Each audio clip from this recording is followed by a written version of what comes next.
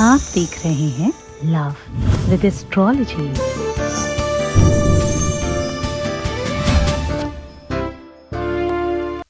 क्या तुम जिससे बात करना चाहते हो वो तुमसे बात नहीं कर रहा? क्या तुम्हारा प्यार तुमसे दूर हो गया है? क्या तुम्हारे रिलेशंस में अब वो बात नहीं रही?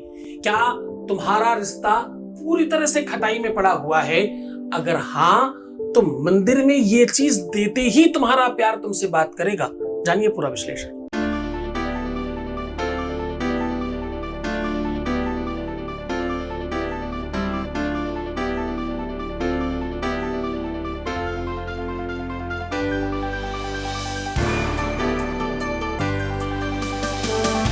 आप देख रहे हैं लव विद एस्ट्रोलॉजी।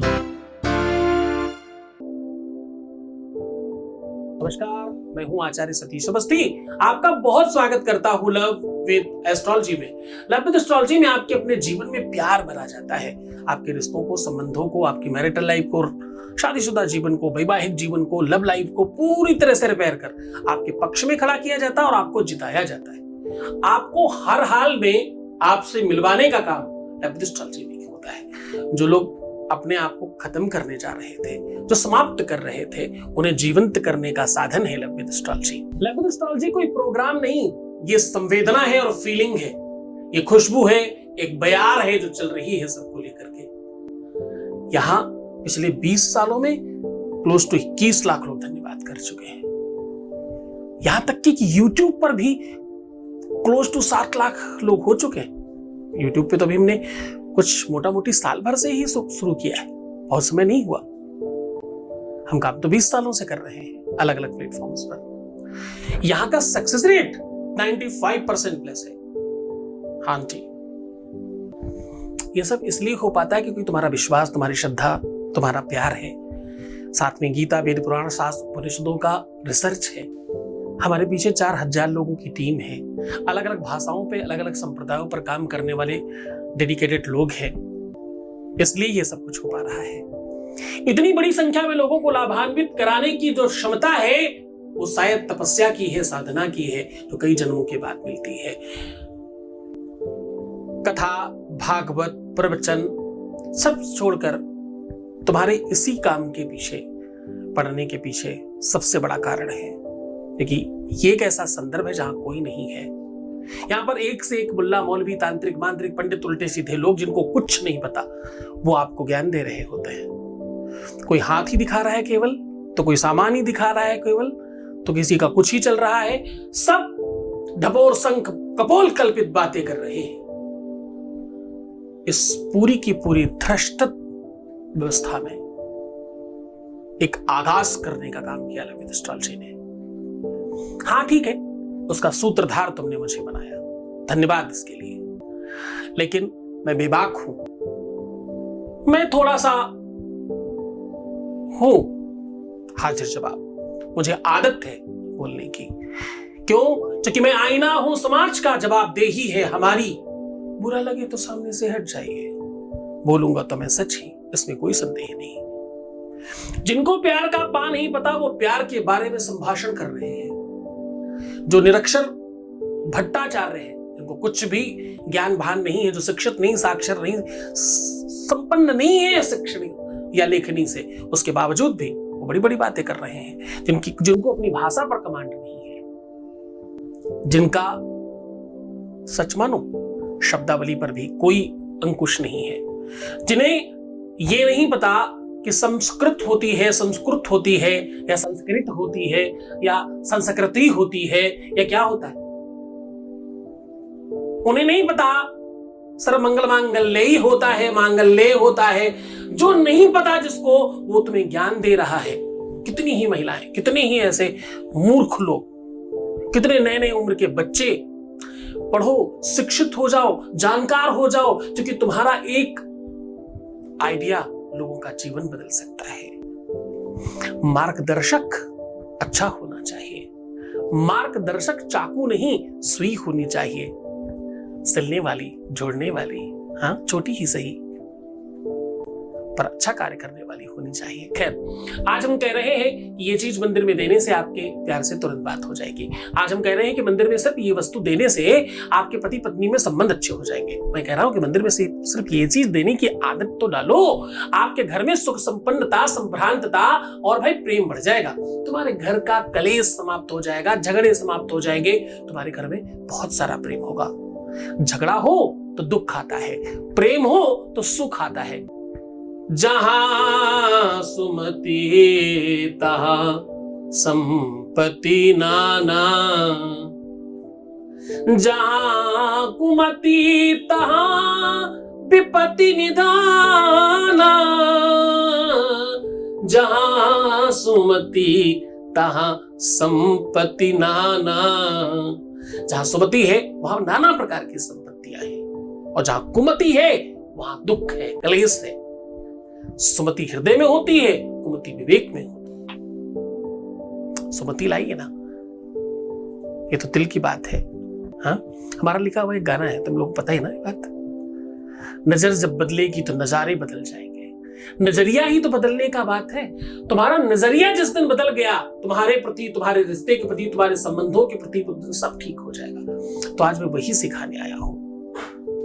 अपात्र दीयते दानम, वेदों की बातें कर रहा हूं, शास्त्रों की बातें कर रहा हूं, ऋषियों की वाणी सुना रहा हूं, और तुम्हें ठीक करने का रास्ता बता रहा हूं। कह क्या रहा हूं कि भाई मंदिर में की वस्तु दान कर देना। क्या?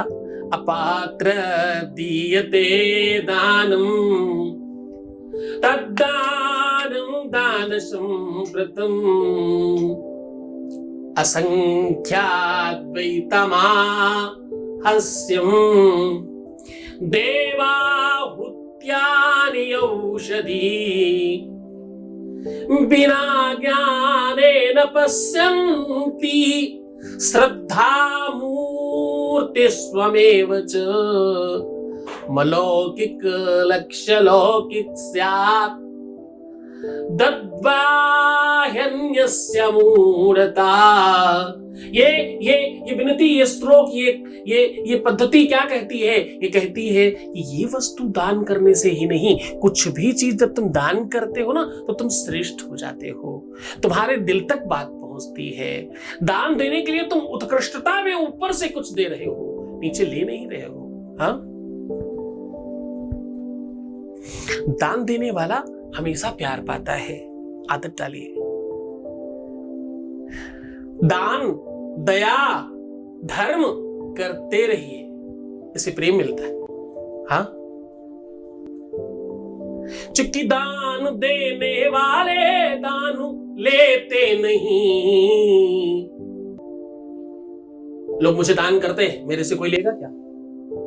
दान देने वाले दान लेते नहीं, जो लेते हैं वो दान देते नहीं। क्या आप कन्यादान कभी देते नहीं? देखो, बहुत अंदर की बात कर रहा हूं, प्रेम का अंतिम चरण सुना रहा हूं तुम्हें। प्यार होगा तो क्या होगा? शादी होगी ना। तो क्या आप कन्यादान कभी देते नहीं? जो देते हैं वो दान लेते नहीं।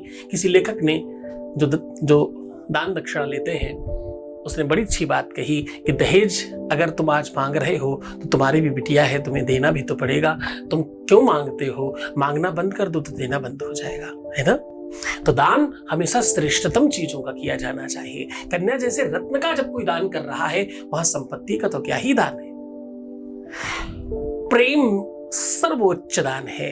आज उसी दान की संसर्ग में आपको बात कर रहा हूं। छोटी सी वस्तु दान करनी है। क्या करना है? मसूर की दाल और तांबे का बर्तन, सामग्री सिर्फ इतनी चाहिए। जानिए पूरा विश्लेषण। एक छोटा सा अनुभव लेते हैं आपके बीच का। आपकी हर एक बात गुप्त रखी जाती है। ये पूरा कंसर्न लेता हूं जिसका सुना रहा हूं, हजारों में कोई एक है। सुन लीजिए, वॉइस मैसेज प्लीज। जी, श्री चरणों में मेरी कोटि कोटि सादर प्रणाम।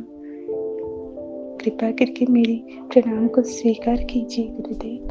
हे गुरुदेव, आपके चरणों में मैं कितना भी धन्यवाद कहूँ मेरे लिए कम ही है। मैं तो हमेशा आपके श्री चरणों में आभारी रहना चाहती हूँ, क्योंकि आप ना होते, यदि आपके चरणों में मैं नहीं आती तो मेरी जीवन कभी भी नहीं सुधर पाती।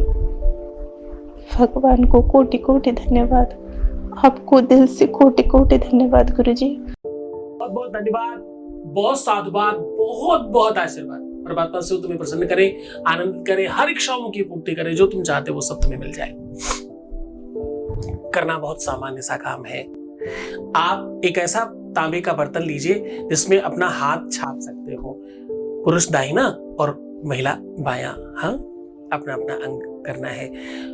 अब आपको करना यह है, दूध और हल्दी लगाकर अपने हाथों में लेप लगा लीजिए। साहब, लड़के का अंगूठा और लड़की का पूरा हाथ हल्दी से रंगा जाता है विवाह में। हल्दी बृहस्पति का प्रतीक है। इतना शास्त्रों का अपना अलौकिक संसाधन है, इतना रिच है ये संस्कृति, इतनी ज्यादा रिच है ये, विज्ञान से उत्पन्न है ये संस्कृति। इसे समझने वाले लोग बहुत दूर तक जा सकते हैं। बहुत गहरी की बातें भी नहीं बताऊंगा, लेकिन समझना ये सब बहुत महत्वपूर्ण चीजें बता रहा हूं तुम्हें। हल्दी से रंग लीजिए अपना हाथ और उस बर्तन पे छाप दीजिए। उसके बाद उस बर्तन के ऊपर मसूर की दाल रखिएगा। मसूर की दाल कोशिश करिएगा लाल हो तो अच्छा है। अब बस इसके ऊपर कुछ द्रव्य दक्षिणा रख करके किसी भी मंदिर में, अब देखो यहां थोड़ा सा काम है, आचार्य अगर थोड़ा सुंदर हो, क्योंकि दो आचार्य हैं ज्योतिष विषय में, एक भगवान बृहस्पति और दूसरा भगवान शुक्राचार्य। शुक्राचार्य जो आचार्य है वो थोड़े सुंदर आचार्य हैं। उनकी उनकी उनकी उनकी जो कांति है, वैसे तो भगवान बृहस्पति की भी जब महिमा मंडन किया जाता है तो उनको कुछ कम नहीं है, लेकिन शुक्राचार्य की सौंदर्यता का वर्णन थोड़ा डिफरेंट है। वो भौतिक सुंदर है, उनकी सुंदरता थोड़ी भौतिकता बात की है। तो थोड़ा सुंदर आचार्य कोई आपको अगर मिलता है, नॉर्मली ऐसा आपको बहुत ढूंढने नहीं जाना, कोई बहुत स्पेशल नहीं चाहिए, आचार्य सुंदर ही होगा, अच्छे वस्त्र इत्यादि पहने हो, मलिन नहीं हो, बहुत जीर्ण शीर्ण नहीं हो, बेहतर दिखने वाले कोई आचार्य को आप ये दान किसी बहुत वृद्ध को नहीं देना है। सीधे शब्दों में समझने की कोशिश करिए। बस जा करके दे करके प्रणाम कीजिएगा और घर आइएगा। ऐसा आपको बहुत बार नहीं करना, ऐसा आपको कुछ 3 से 5 बार करना है। पहली बार में फर्क पड़ेगा, फर्क पड़ जाए तो भी, नहीं फर्क पड़े तो भी 3 बार तक तो जरूर जाना। सच मानिए, आज तक कोई नहीं हुआ जो ये कहे हमने ये किया हमें कोई फायदा नहीं हुआ। करके देखिए, बहुत चमत्कारी है, इतना पावरफुल है, इतनी शक्तियां हैं इसमें कि तुम सोच भी नहीं सकते। एक साथ कितने ग्रहों को तुम टकरा रहे हो ये करके, तुम्हें नहीं पता। करके देखिए, ये ऐसा एक्शन का रिएक्शन है कि तुम बिल्कुल प्रसन्न हो जाओगे। सच मानना, ये बहुत स्पेशल है। करके देखिए, आपको डेफिनेटली मजा आएगा। खुश हो जाओ, मुस्कुराओ, सुंदर बनो। हर आधे घंटे में प्रणाम करके पानी पीना। प्रीवियस लाइफ मत बताना, पैसों का आदान प्रदान नहीं करना, रोना बिलखना, परेशान होना, उल्टा सीधा सोचना, ये सब बंद कर दो। क्योंकि तुम अगर ये सब करोगे तो तुम -5 में जाओगे, अगर तुम नहीं करोगे तो तुम +95 में जाओगे। तुम्हें देखना है कि तुम किधर जाना चाहते हो। तुम्हारे गुरु की शक्ति, एनर्जी, पावर, उसका आशीर्वाद तुम्हें मिल रहा है, क्या उसके बावजूद तुम नहीं लेना चाहते? खुश हो जाओ, मैं हूं तुम्हारे ऊपर, तुम्हारा पूरा ध्यान रख रहा हूं, तुम्हारे ऊपर नजर है हमारी 24 घंटे। ओम नमः शिवाय।